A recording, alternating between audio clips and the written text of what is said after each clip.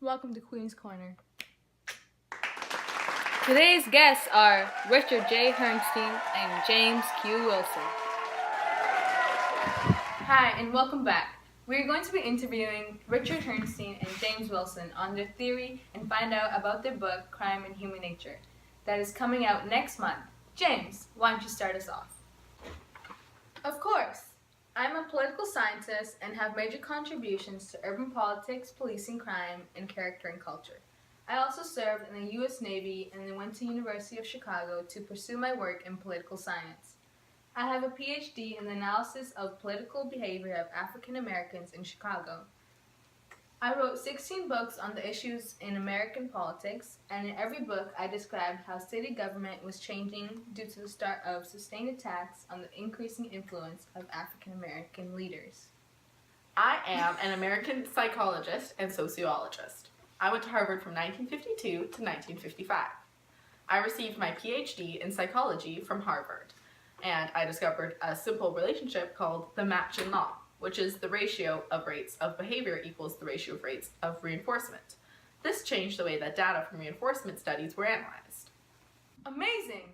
These two men came together and expressed their views on crime through the book Crime and Human Nature. Exactly. So Richard and I have been studying the causes of crime.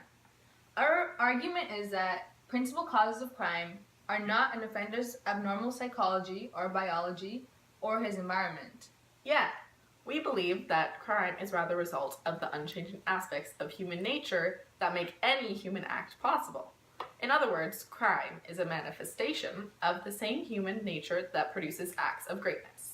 In our book, we discuss the idea that human nature develops and evolves from the interactions of three factors: social environment, family relationships, and biological makeup.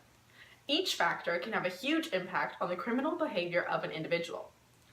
Social environment affects criminal behavior by shaping the lifestyle that one will grow up in. By focusing on the behavior of the criminal, we can answer the question of who criminals are, why do they offend, how do they think, and what do they do. This allows us to hopefully detect and prevent possible criminals in the future. We trust that a person will do the thing that consequences of which are perceived by him or her to be preferable to the consequences of doing something else. Societies and individuals continue to attach various positive and negative reinforcements to different crimes. Psychological, environmental, and biological factors help to explain why individuals differ in the value they assign to such reinforcements, and the degree to which they discount them over time. The critical question that we ask ourselves is why some individuals consistently place a low value on society's negative reinforcements of crime. Most of our book consists of a discussion of what social scientists know about crime. We examine current knowledge on the influence of constitutional, which is gender, age, intelligence, personality, and psychopathology. Developmental, which is families and schools. And finally social, which would be communities, labor markets, television, and substance abuse. Wow, that's great. Do we have any questions or opinions from the audience? Yes.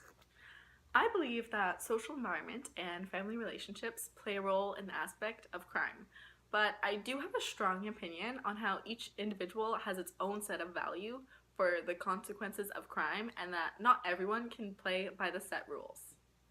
Why do you feel that way? I believe that all humans are born mostly good and with a clean slate. The environment can cause people to change over time. The change can be good or bad depending on the person. Do you have any examples of this change? Well, if you were abused during your childhood, you have a higher chance of abusing your own children than any other person because you have a background in it. But not all children who are abused grow up to abuse. They might get abused, however, they can get help and escape from the hands of abuse and heal over time. Wow, that was very well said. Thank you! I agree with Wilson and Herrnstein that bad families produce bad children, but the interplay of genes and environment creates the kind of personality likely to commit crime. Thanks again. It looks like our time is up for today. Tune in next time for when we have Hans Eisning.